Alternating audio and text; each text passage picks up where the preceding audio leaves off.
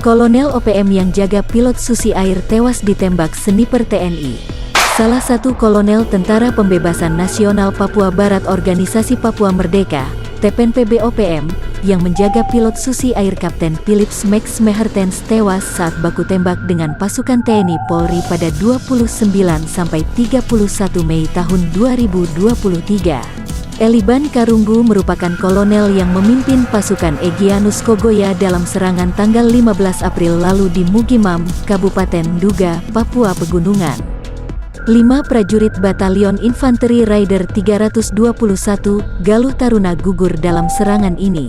Kematian Eliban disampaikan dalam laporan Egyanus Kogoya, Komando Daerah Pertahanan, KODAP 3 Derakman Dugama, pada tanggal 17 Juni tahun 2023. Kogoya bertanggung jawab atas penculikan pilot Susi Air Kapten Philips Max Mehertens.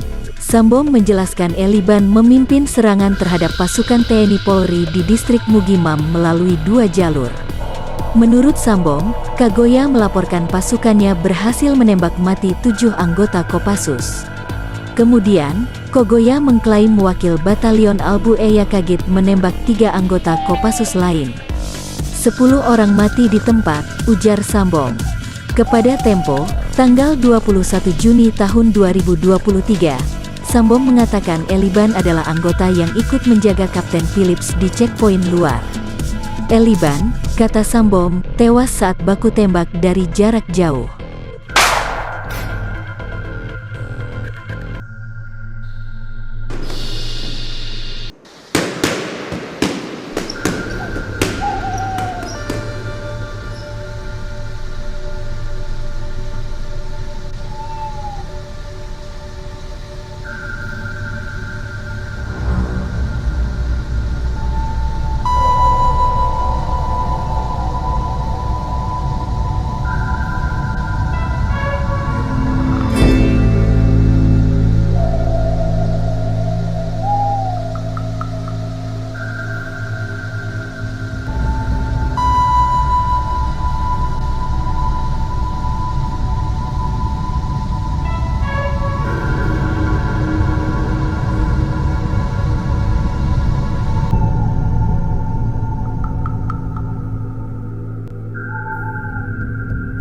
Kami mendapat informasi bahwa sekelompok orang yang diduga merupakan anggota KKB kemungkinan akan melintas di area pemantauan kami.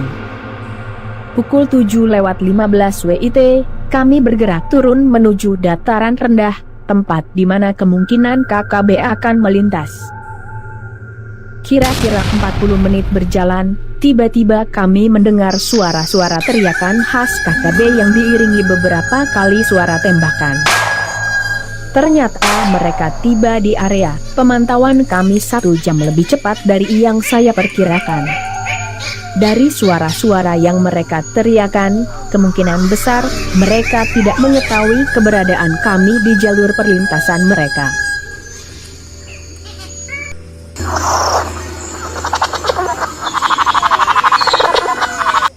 Saya memerintahkan rekan saya untuk merunduk dan diam.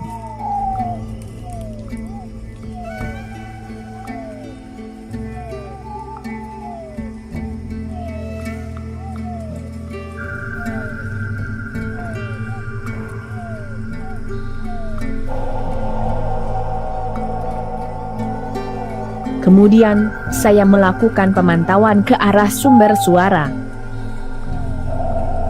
Benar saja, pada jarak kira-kira 1.200 meter, saya melihat sekelompok orang sedang berjalan menuju barat. Jumlah mereka cukup banyak. Selain beberapa orang yang terlihat menenteng senjata laras panjang, beberapa orang lainnya membawa buntilan logistik. Sepertinya mereka akan eksodus ke wilayah lain.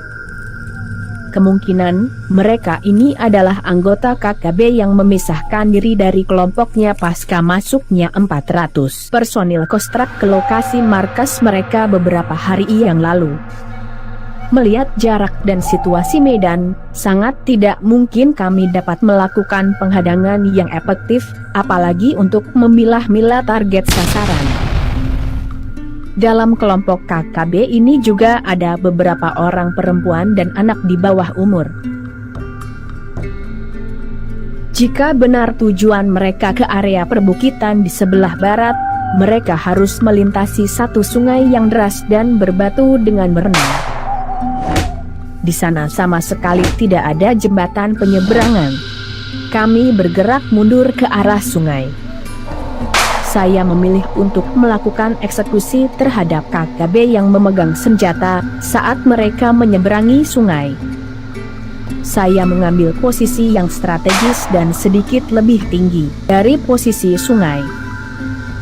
1 jam lebih menunggu dan mengamati sungai, gerombolan KKB belum juga terlihat melintas.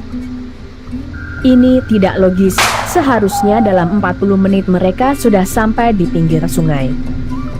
Saya mulai curiga, jangan-jangan mereka berbelok ke utara atau berhenti di bantaran sungai. Dengan teleskop senapan, saya menjulur area pinggiran sungai yang ditumbuhi beberapa pohon besar. Saya terperangah dan terkejut. Ternyata mereka menyeberangi sungai menggunakan tali. Mereka berayun dari pohon ke pohon lainnya di seberang sungai dengan seutas tali. Sungguh suatu cara yang jitu. Kami tertipu dan sudah keteteran.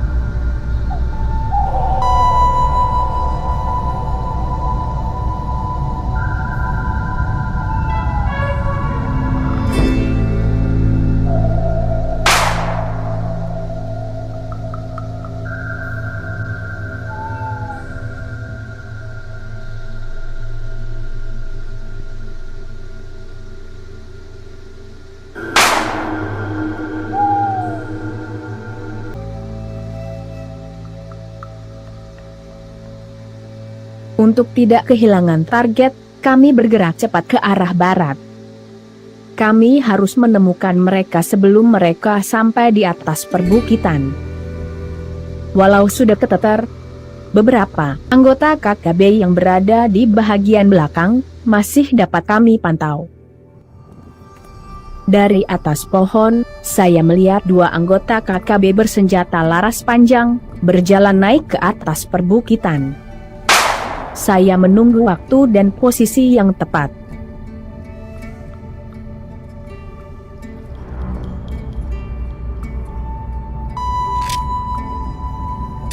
Beberapa saat mengamati, ternyata ada momen yang pas untuk melakukan one shot to kill. 2 anggota KKB tersebut terlihat sedang bergerak ke satu titik. Saya pun tidak membuang kesempatan yang langka dan berhasil.